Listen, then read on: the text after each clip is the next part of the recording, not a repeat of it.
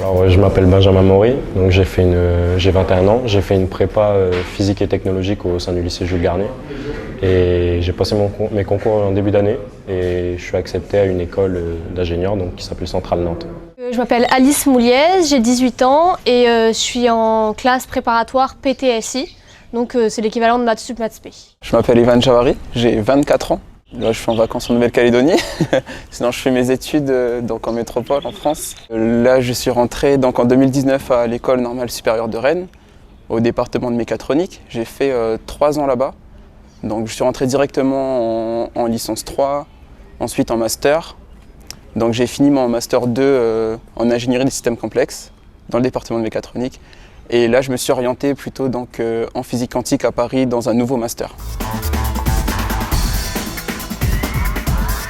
Les années étaient plutôt chargées et il faut se dire qu'après on va passer de super bonnes années, on va se faire de superbes expériences en école et tout, qui vont nous permettre après de s'épanouir dans la vie. On sent que tous les jours on apprend et c'est super gratifiant d'avoir des connaissances très élevées. On a un très haut niveau dans cette prépa, du coup c'est très gratifiant. C'était très enrichissant intellectuellement et socialement aussi. Donc il y avait une très bonne ambiance de classe et de prépa avec les autres promotions.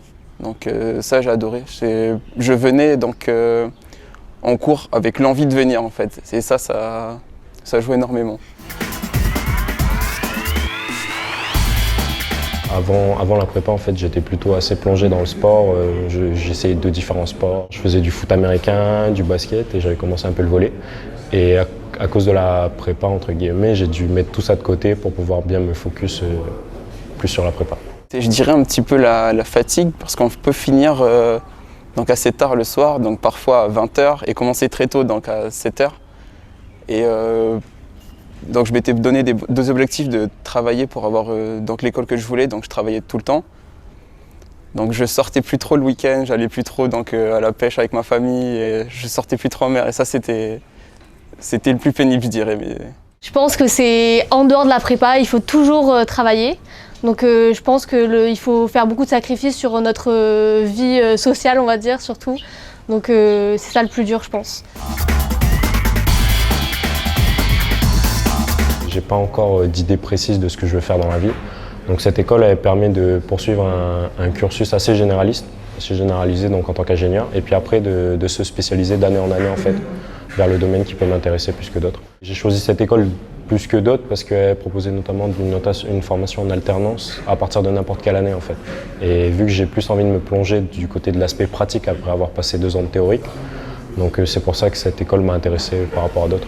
J'aimerais bien faire de l'aéronautique, à l'ENAC, mais ça peut encore évoluer. J'ai 2 ans encore pour choisir, du coup c'est l'avantage. Comme j'ai été pris à l'école normale supérieure, on est plutôt orienté enseignement et recherche, avec l'agrégation et le doctorat qu'on fait au cours de nos études.